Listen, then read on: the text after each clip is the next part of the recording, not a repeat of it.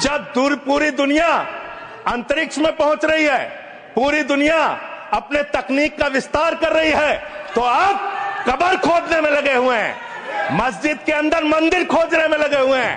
पूरी दुनिया जब आगे बढ़ रही है विकास की ओर, तो आप देश में नफरत फैलाने में लगे हुए हैं। जो काला चश्मा पहनकर आंखें मूंद कर बैठते हैं, उसको विकास नहीं दिखा सकते। तो चलो ताजमहल तोड़ते हैं, चलो लाल किला तोड़ते हैं, चलो ये अंग्रेजों ने जो दिल्ली का रेलवे स्टेशन बनाया इसको तोड़ते हैं, चलो पूरे देश में खोदते हैं, सारी सड़कें तोड़ते हैं, सारे पुल तोड़ते हैं, पूरे देश में तोड़फोड़ करते हैं। अरे भाई, नजर में ही आतंकवादी है तो आपको सपने में भी आएगा। डबल इंजन वालों शांति से सुनो, डबल इंजन शांति से सुनो, शांति से। बच्चों शांत हो जाओ, शांति से सुनो। सीधा दो आंखों के बीच में गोली मारते हैं मान्यवर, दो आंखों। नई लाशें बिछाने के लिए आपने गड़े मुर्दे उतार दिए, और वो भी औरंगजेब के नाम पर। नरेंद्र मोदी जी के आने के बाद आतंकवाद के खिलाफ जीरो टॉलरेंस की नीति प्रधानमंत्री की ने हिसाब मांगते हैं। क्या हुआ 370? साहब, हिसाब तो इनको दिया जाता है, नजारा तो उनको दिखाया जा सकता है जिनकी नजरें साबुत हो। जो काला चश्मा पहनकर आंखें मूंद कर बैठते हैं, उसको विकास नहीं दिखा सकते। किसी सदस्य ने ठीक ही कहा था, पैदल यात्रा निकाली, कश्मीर तक गए, अपने कार्यकर्ताओं के साथ बर्फ की होली भी खेले और कहे कि मुझे दूर से आतंकवादी दिखाई पड़ा था। अरे भाई, नजर में ही आतंकवादी है तो आपको सपने में भी आएगा और कश्मीर में भी दिखाएगा। हम तो दिखाई देते ही सीधा दो आंखों के बीच में गोली मारते हैं मान्यवर, दो आंखों। हमारी सरकार ना आतंकवाद को सह सकती है, ना आतंकवादियों को सह सकती। कोई जगह नहीं है देश में अब देश के नागरिकों के साथ खून की होली खेलने वाले। मान्यवर, दूसरी समस्या थी वामपंथी उग्रवाद। वामपंथी उग्रवाद, अभी अभी किसी ने भाषण किया कि राजनीतिक समस्या है। अब मुझे तो इस सोच पर ही दया आती है। विकास की दृष्टि से पिछड़े हुए कई जिले हैं, कई तहसीलें हैं। सबको मालूम है, लंबे कालखंड के बाद हम आजाद हुए। कोई भी सरकार हो, भले कांग्रेस की ही थी, मगर कोई 5-25 साल में सब जगह विकास नहीं पहुंचा सकते। हम पहुंचा रहे हैं अब सब जगह, मगर छूट गया होगा कोई बात।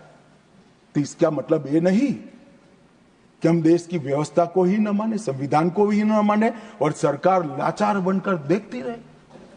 हजारों लोग बलि चढ़। हिम्मत देखे साहब, पशुपतिनाथ से तिरुपति तक का लाल कॉरिडोर, 12 राज्य, कई जिले, कई तहसीलें, कई थाने कब्जे कर दिए, पूरी व्यवस्था समाप्त कर, पैरेलल करेंसी चलाई, पैरेलल स्टैंप पेपर चलाए, सरकारें बनाई, कोई बोलने वाला नहीं। मैं सबसे पहले एक बात इस सदन में जिम्मेदारी के साथ बताना चाहता हूं, 21 मार्च 2026 को इस देश से नक्सलवाद समाप्त। और मैं जो बोल रहा हूं, इसके पीछे नरेंद्र मोदी सरकार के 10 साल का परिश्रम, बारीक आयोजन है। इनकी विकास की भूख संतोषने के लिए किए गए प्लानिंग और पैसों का आवंटन है। और सुरक्षा ग्रिड को एक भी जगह गैप न रह जाए, इस तरह से हमने पुख्ता किया है। मान्यवर, संवाद, सुरक्षा और समन्वय, ये 3 सिद्धांतों को अपनाकर हमने नक्सलवाद के खिलाफ हमारी लड़ाई जारी की। मैं फिर से एक बार डीआरजी, एसटीएफ, सीआरपीएफ, आईटीबीपी और बीएसएफ के जवानों को ढेर ढेर बधाइयां देना चाहता हूं, जिन्होंने घंटों घंटों तक जहां सूर्य की किरण दिन दहाड़े भी ना पड़े ऐसे घने जंगलों के अंदर पानी पिए बगैर, खाना खाए बगैर, नींद लिए बगैर इस समस्या के समाधान के लिए अपना सर्वोच्च बलिदान दिया है। मान्यवर, हमने नवीनतम टेक्नोलॉजी के साथ नक्सलवाद के खिलाफ लड़ने की शुरुआत की। लोकेशन ट्रेनिंग, मोबाइल फोन की गतिविधियां, साइंटिफिक कॉल लॉग्स का एनालिसिस, सोशल मीडिया का एनालिसिस, इनकी कुरियर सर्विस का रेखांकन, इनके परिवारों की आवाजाही का रेखांकन, और ये सब एकत्रित कर हमने हमारे सुरक्षा बलों को इंफॉर्मेशन से लैस करने का काम किया। ड्रोन सर्वेलेंस, सैटेलाइट इमेजिंग, ये दोनों का आर्टिफिशियल इंटेलिजेंस के साथ मिलकर सॉल्यूशन निकाला, नतीजे निकाले, और इसके आधारित डेटा एनालिसिस कर हमने सटीक जगहों से हमारे सुरक्षा बलों को लैस किया, जिसके आधार पर उन्होंने काम किया। मान्यवर, इसमें भी मैं कांग्रेस के शासन और हमारे शासन का कंपैरिजन देना चाहता हूं। कोई ऐसा ना समझे कि मैं कांग्रेस का क्यों दे रहा हूं। 10 साल के बाद मेरी जगह कोई और भाजपा का गृह मंत्री आएगा तो आपका नहीं देगा, हमारा और हमारा करेगा। हमारे पहले आप थे इसलिए आपका कर रहा हूं भैया। 2004 से 14 कांग्रेस की सरकार थी, हिंसक घटनाएं हुई थी 16,463 और 53% इसमें कमी आई। सुरक्षा बल मारे गए थे 1851, अब 10 साल में मारे गए 509, 73% की कमी, और नागरिकों की मृत्यु 4,766 से कम होकर 1495, 70% की कमी। मैं दो शासन एक ही जगह पे एक ही कालखंड में अलग अलग विचारधारा के होते हैं तो कैसा परिणाम आता है इसके नतीजे बताना चाहता हूं। मेरी बात कुछ सदस्यों को ठीक नहीं लगेगी, मगर नक्सल को पॉलिटिकल समस्या समझने वाले शासन जब होता है तब क्या होता है, और विकास के साथ साथ सुरक्षा की दृढ़ता के साथ काम करने वाला शासन आता है तो क्या होता है।